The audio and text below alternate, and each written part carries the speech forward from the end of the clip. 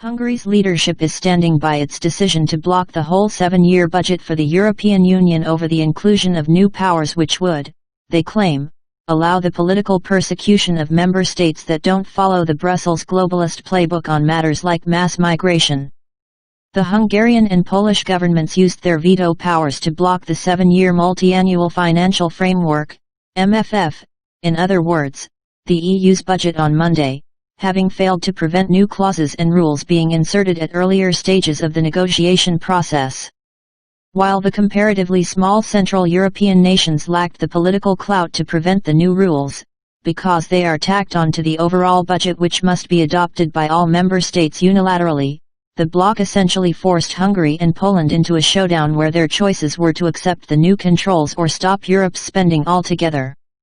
Hungary's Viktor Orbán was bullish on Wednesday when he said Europe was attempting to use a political whip to punish member states that refused to fall in line. The Associated Press reported further remarks where Prime Minister Orbán explicitly invoked the mass migration issue, a long-standing area of disagreement between the EU, which has attempted to institute a mandatory migrant redistribution program, and its conservatively minded members as being at the heart of the dispute, and Europe's desire to turn the screws on some members. Orbán said, in Brussels today, they only view countries which let migrants in as those governed by the rule of law. Once this proposal gets adopted, there will be no more obstacles to tying member states' share of common funds to supporting migration and financial means to blackmail countries which oppose migration. Hungary's Justice Minister, on whose brief much of these debates fall, accused Brussels of double standards in its discussions of the kinds of rule of law claims made as a justification of these rule changes. Pointing out that many European countries have legal peculiarities or far from perfect standards for judicial independence, Justice Minister Judit Varga said on Wednesday that the phrase rule of law was only invoked in reference to Hungary. Earlier in the week, Varga had said that Europe's wealthy nations, which don't receive EU funding anyway, would be able to politically blackmail the poorer members, an infringement of sovereignty. Ultimately, she said, Hungary was under attack because the liberal mainstream couldn't accept the fact an extremely popular conservative government controlled a nation in the heart of Europe.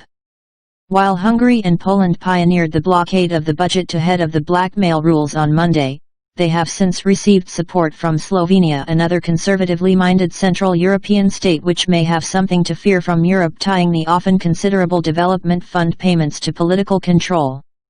Slovenia's Prime Minister Janez Janša criticized the language of the new rules, which are generally couched in relatively emotive terms, painting opponents as being anti-democratic, or anti-rule of law.